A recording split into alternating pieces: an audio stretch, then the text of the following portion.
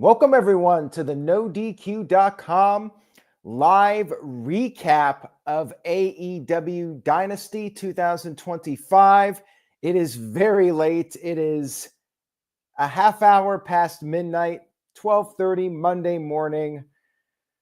What in the hell is going on here with AEW? Why are these pay-per-views so long? Too damn long. I say this every time. They're really testing me here with the length of these shows. But let's get to it. A lot to discuss. Interestingly enough, the buy-in show only had 2 matches. They could have thrown a couple of matches from the main card onto the buy-in. I don't know why they didn't. The buy-in had a lot of talking. You could have skipped the buy-in. The first match on the buy-in was Nick Wayne and CRU Crew, Action Andretti and Leo Rush against AR Fox and Top Flight. It was a good match. It was a good kickoff match. You had some interference from Kip Sabian and Mother Wayne. Wayne pinned Fox with Wayne's World. It was solid. We then had Max Caster come into the ring for his open challenge. He insulted the city of Philadelphia. The lights went out. We had his mystery opponent, who turned out to be his former partner, Anthony Bowens, who was billed as the pride of pro wrestling. He had new music, new attire. Billy Gunn was out there with him. I liked his presentation. I like his music. I think there's some potential with him. He made quick work of Caster, who is a joke at this point. This was a fine showcase for Anthony Bowens. I liked it. We'll see what they do with him. And that was it for the buy-in. Not much other than video packages and the panel talking about the matches. We had our first match of the pay-per-view, which was Will Osprey versus Kevin Knight. Really good opening match with these two. I thought it was a very acceptable opening match here. Could have been on Dynamite, though. I will say that it felt like it would have been proper on Dynamite. Owen Hart tournament match. You know Osprey's winning. He made Knight look good, and Knight did very well in a high-profile position. But I'm going to be straight up here.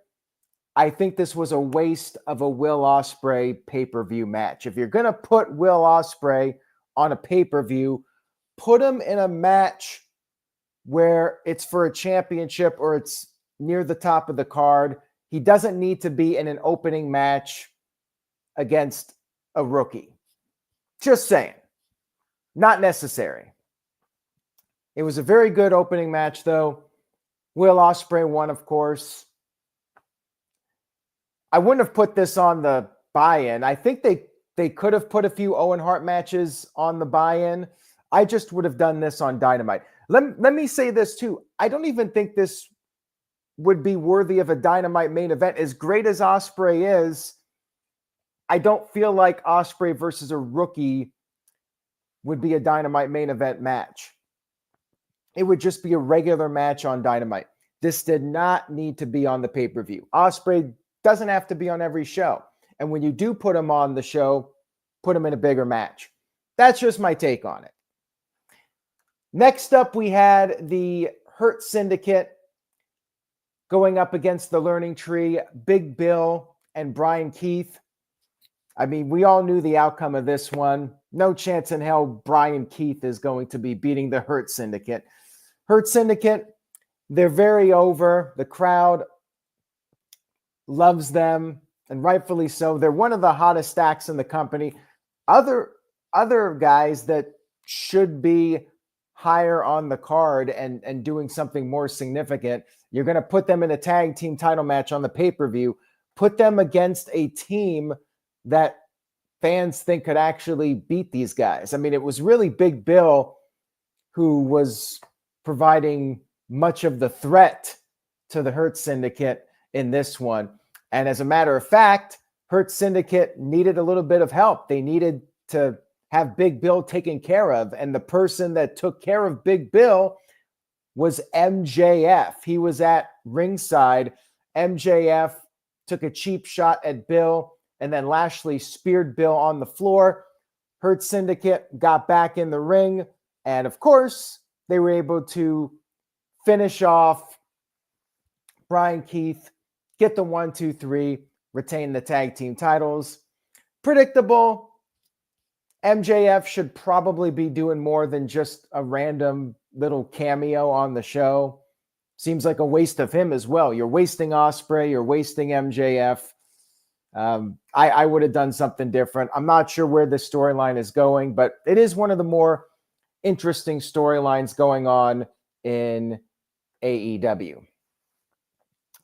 Next up, we had Mercedes Monae versus Julia Hart, not for the TBS title, but rather an Owen Hart tournament match.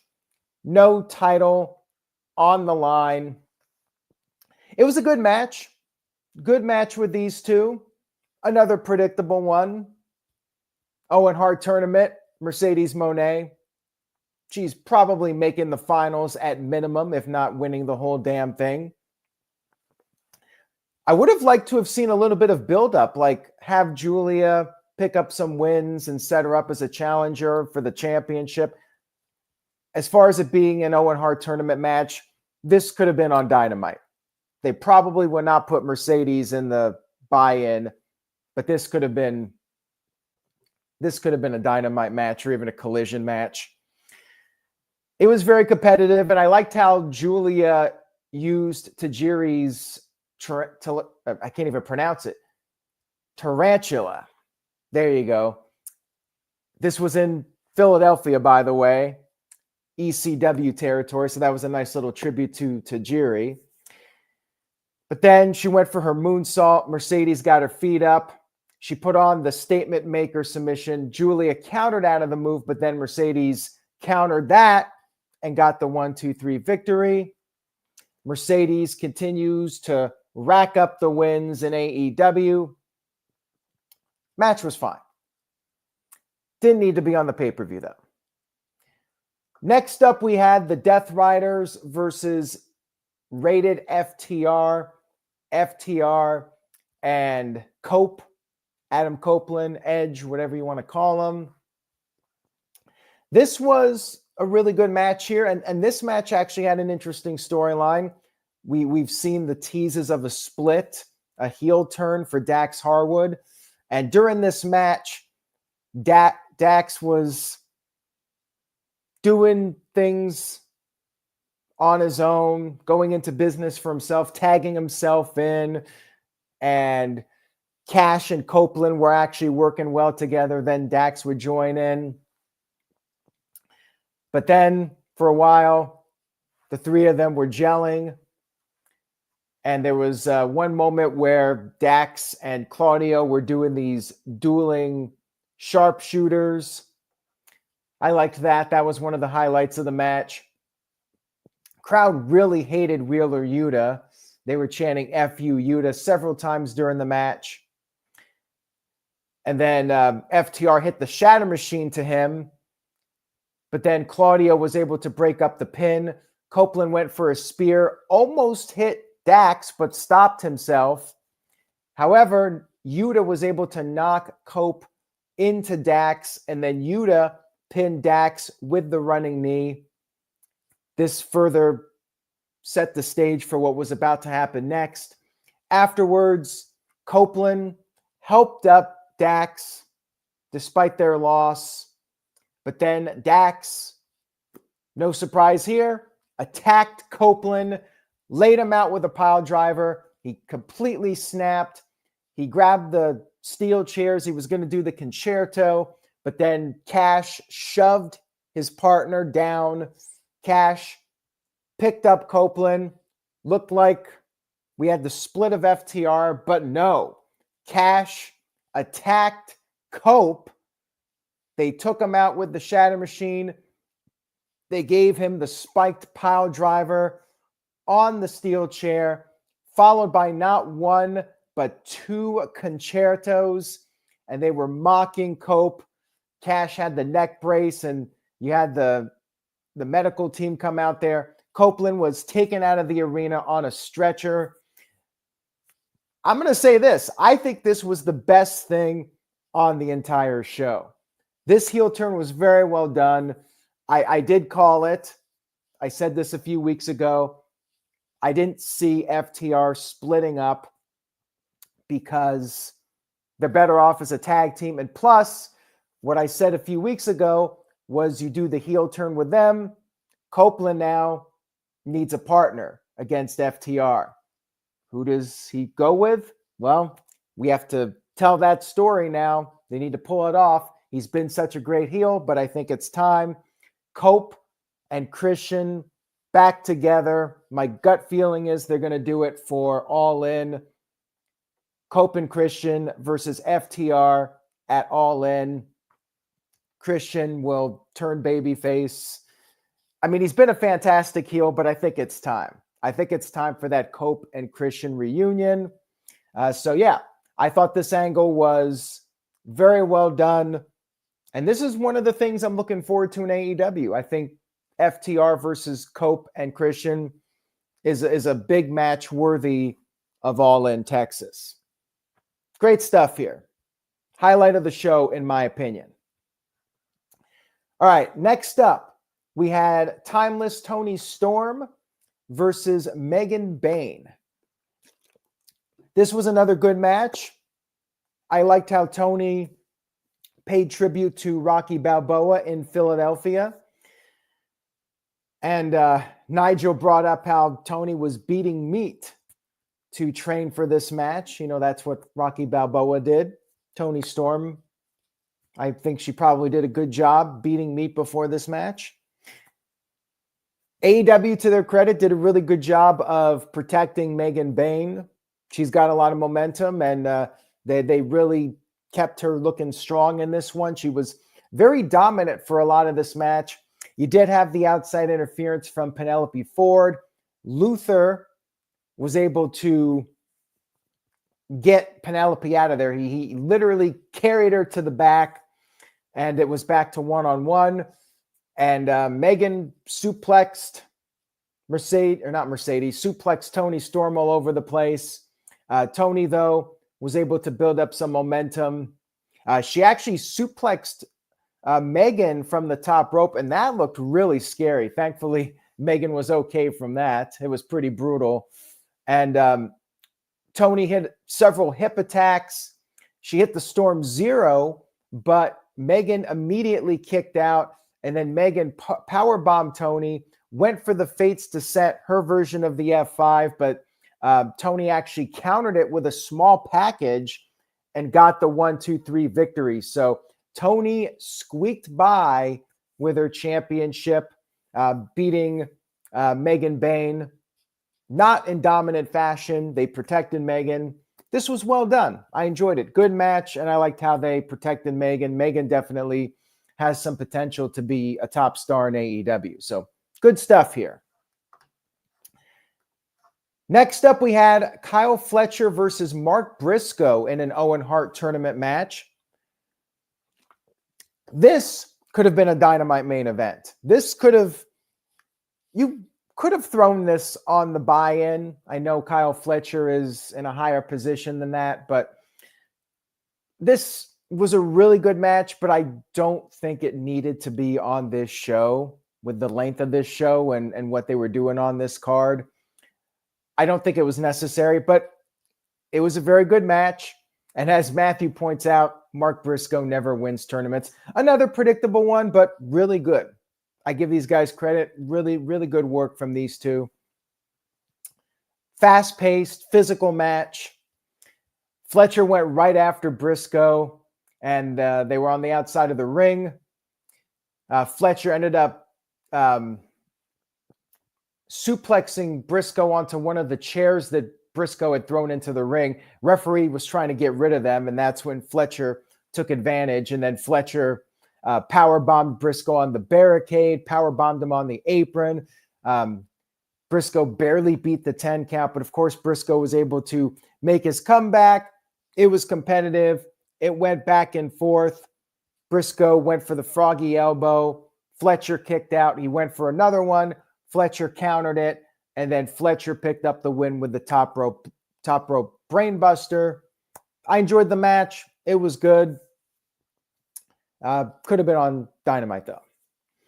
Next up, we had Chris Jericho versus Bandido for the Ring of Honor World Championship. Another match that probably didn't need to be on this pay-per-view. Jericho doesn't need to be on every show. Ring of Honor title, I don't really care about it. It was good, though. I will give them credit again. Good match. The matches aren't bad. I just think that there is something called overkill when it comes to doing too many things on one show. Jericho immediately hit the code breaker. Bandido kicked out. Bandido was using his speed to build up some momentum, and he did this 60-second delayed vertical suplex. That was kind of cool. I liked that. And it did go back and forth for a bit. And then Jericho tried to cheat to win with his feet on the ropes. We saw that a couple times on this show. Jericho applied the walls of Jericho submission. Bandido got to the ropes. Then we had the outside interference. We had Brian Keith coming out there, but gravity counteracted Brian Keith. But while this was happening, Jericho grabbed his baseball bat, Floyd. He hit Bandido with the bat, and the referee counted out Bandido. Chris Jericho was declared still the Ring of Honor champion, but Bandido's family, they were outside, and they told the referee what happened. The referee found the baseball bat, and the match was restarted. And Bandido quickly took advantage. He pinned Jericho with the 21 Plex to become the new Ring of Honor champion. I did like the little curveball here with Jericho initially winning and then restarting it. I thought that was well done. Make it a little bit more unpredictable. We were all thinking, okay, Bandido's going to win here. He's not going to lose his mask. So I like that they did this just to throw people off a little bit. Good stuff here. Next up, we had Daniel Garcia versus Adam Cole for the TNT Championship. No time limit, no outside interference, no interest from me. To me, I had no emotional investment in this whatsoever. To me, this was a boring wrestling match. I did not care about it. Daniel Garcia as TNT champion, it's been flat for me. His music does nothing for me. Adam Cole, I liked Adam Cole a lot, but I feel like his stock has just plummeted these last 6 months or so. I mean, he came back and then they went back to MJF versus Cole, and I didn't really care about that too much. And yeah, like I really had little to no interest in this match. The title means nothing to me at this point. It was technically a good match, but I just didn't care about it. I really didn't.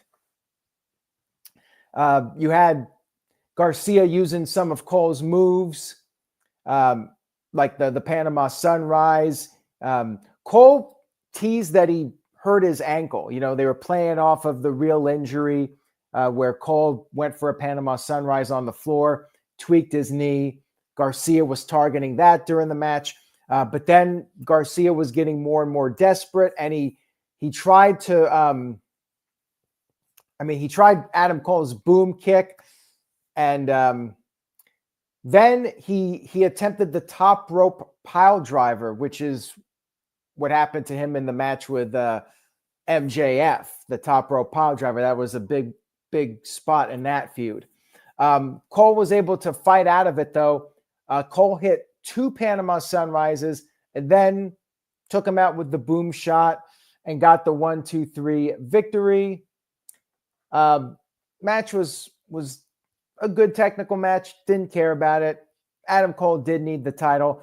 I don't know what's next for Garcia. Does he turn heel? He needs new music. I mean, he needs a lot of changes because I just think his act is not interesting.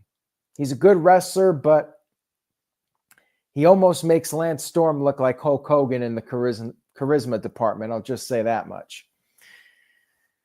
All right, next up, we got a couple matches left here.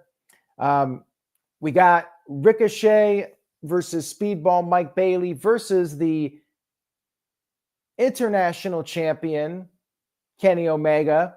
Triple threat match. This was a long match. This was a very long match. I think it was over 30 minutes long. And I definitely have some thoughts on it. Might be controversial with some. Ricochet immediately slipped to the outside, doing the heel stuff. And Omega and Bailey ended up getting the upper hand on Ricochet. They were slapping him on the head. Crowd was chanting bald at him. Ricochet ended up getting the upper hand. He gave Omega a Death Valley driver using Mike Bailey off the barricade. That was kind of a cool moment. And they did do some innovative stuff in this match, which I definitely appreciated.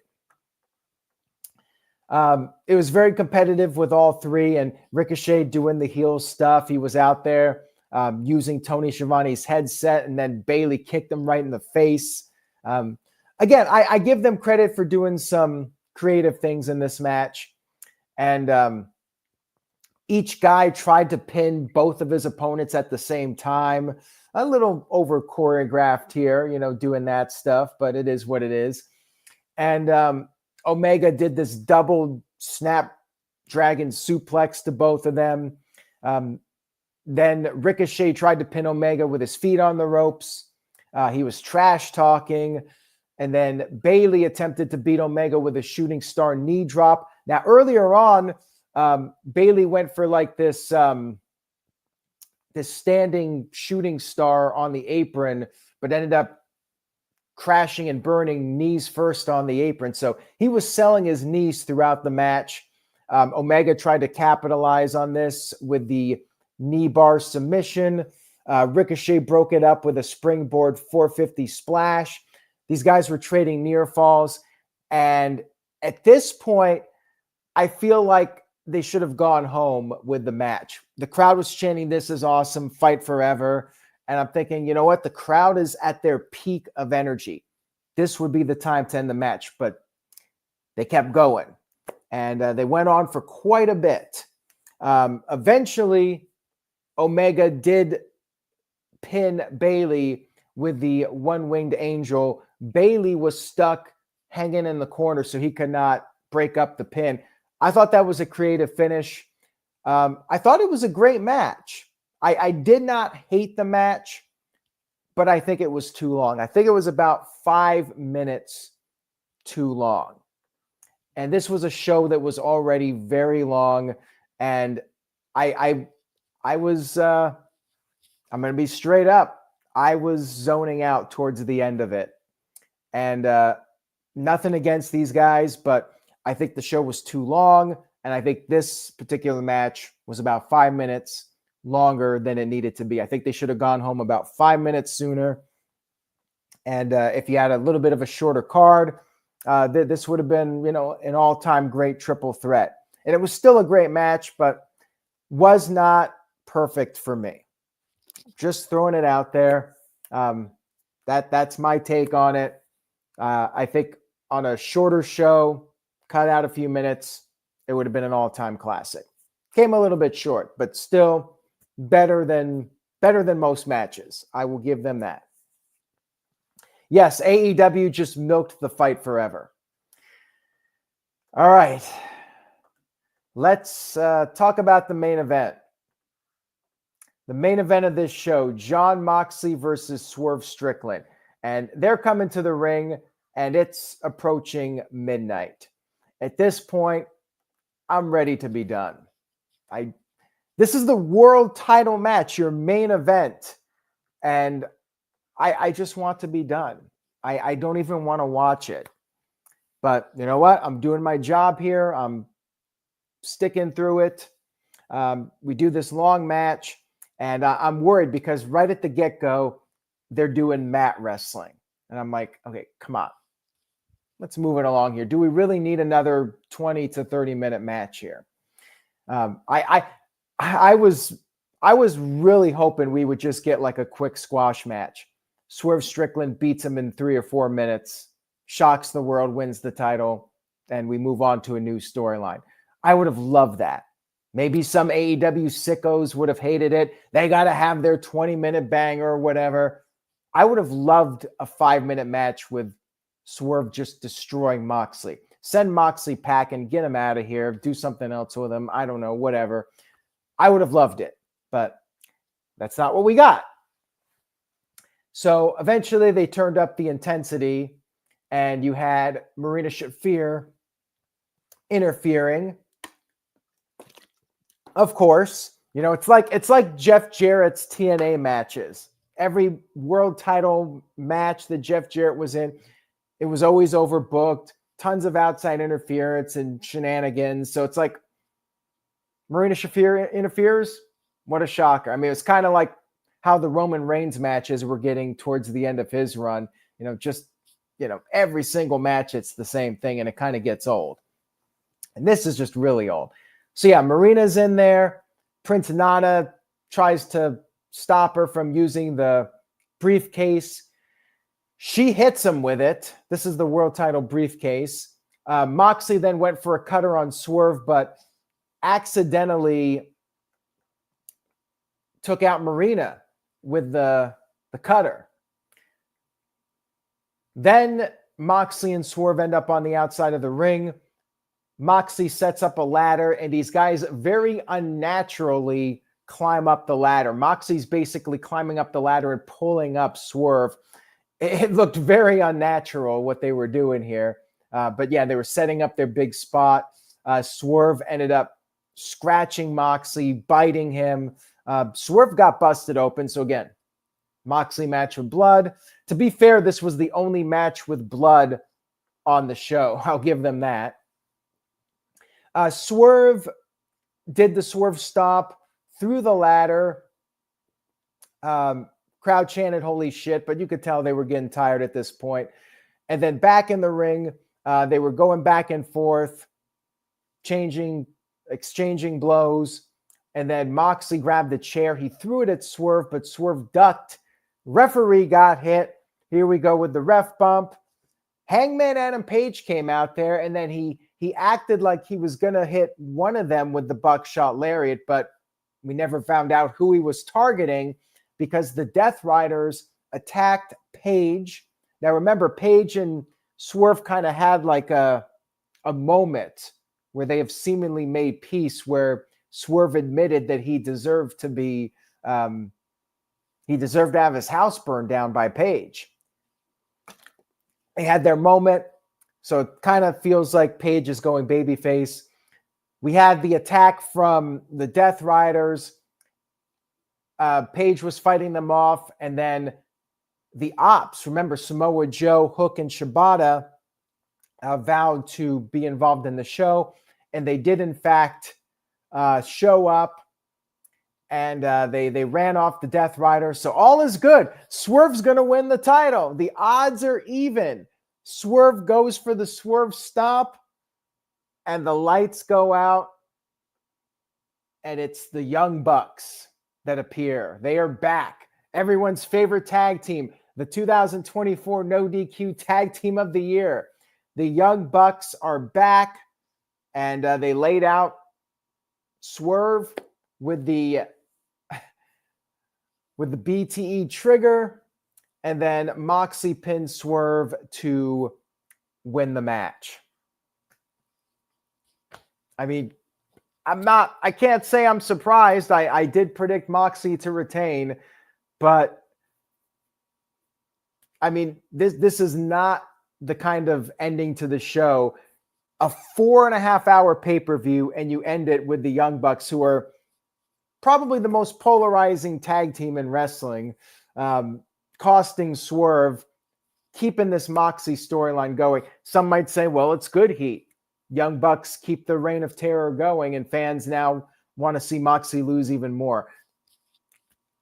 I mean, maybe your diehard AEW fans loved it, but I don't think this is going to bring in any new viewers to AEW. If anything, this is just more ammo for the people that hate AEW, don't like the Young Bucks, and they're just going to be like more the same old crap.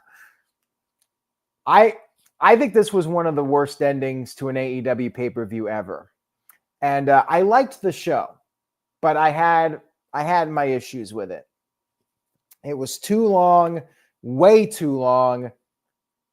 This should have been a 3-hour pay-per-view at best. Here's part of the problem with doing the Owen Hart matches on the pay-per-view. We know who's winning all those matches. And I got every match correct. I got 10 matches correct. I do say sometimes predictability is a good thing, but not always. They did do a few things. I give them credit. A few things like the Bandido, Jericho, false finish. They did a few things to try and throw people off. But all in all, too predictable, too long. And what we need a 3-hour show that starts earlier. And I think that we need to have matches where it's a toss-up as to who's going to win. When every match is one-sided and there's a clear winner, and that's pretty much every match on the card, it's boring. You need to shake things up and build these matches up to where we have no idea who's going to win. Make the shows more unpredictable, shorten the shows, end the damn Jon Moxley title run. But I called this a while ago. I said he's probably losing to Osprey at All In. That's what I think they're going with. So Double or Nothing, probably one more show where Moxley retains his title. I'm throwing that out there now for anybody out there that is wondering about what they're doing for Double or Nothing. Sometimes more is not better. Sometimes less is more. And I think this is the perfect example of that. I think it was a good pay-per-view, but I don't think it was great. And AEW usually knocks it out of the park with these shows. I don't think this was a home run. I think it was a very good technical pay-per-view. Booking-wise, I think they could have done things a bit different. So I am going with 6 out of 10 points. It was a good show. I'm being fair. I was bored at times, but I give the wrestlers credit. And there were some instances where I think that they came up with some creative stuff. But yeah, that ending, I know people aren't going to like that ending. And it's just, the Jeff Jarrett TNA World title match. It was what it was. And like a lot of you, I'm just waiting for this Jon Moxley storyline to be over. I'm just really over it. It's just, it never really got me hooked to begin with. Like when Jon Moxley first showed up, I'm thinking, okay, maybe we get Shane McMahon. And then once it was clear there was no Shane and they did the plastic bag thing with Daniel Bryan, I'm like, I'm over it. I don't know how much longer I'm going to be doing these recaps like this. If they don't change things, like doing these midnight shows, I want to be as fair as possible, but also I'm tired.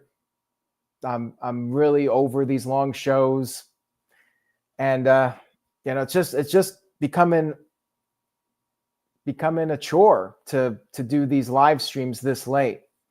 I don't think it was $50 down the drain, but yeah, I would like to see some changes. And if there aren't changes, then I might be changing the way I do things with these AEW recaps. I might do them the next day. There may come a time where I stop doing them. I don't know, but it's becoming a bit of a chore to do these streams. And yeah, I'm getting old. I'm 42. Some people saying, yeah, you're old, don't do it. Well, I'm trying to do my job here to the best of my ability and being fair with people, but yeah, it was tough to get through this one. And I had the same energy for WWE, just throwing it out there. When WWE was doing the WrestleMania shows that went 4 hours, I was calling WWE out on it. I was very happy when they went to the 2-night format.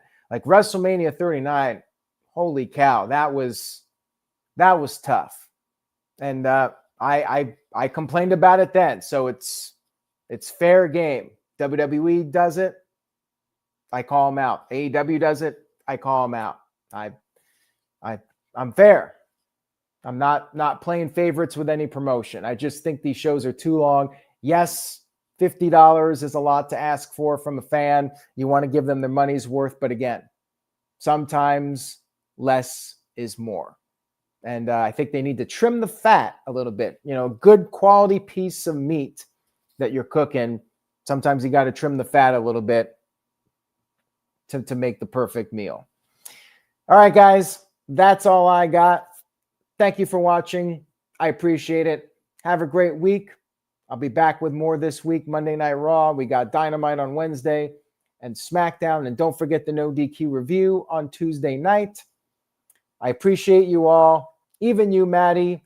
You keep watching. You keep saying you're done. You keep watching. So thank you for that. Take care, guys. Have a great week. Much love to you all. Say yes to No DQ, and I will see you all next time.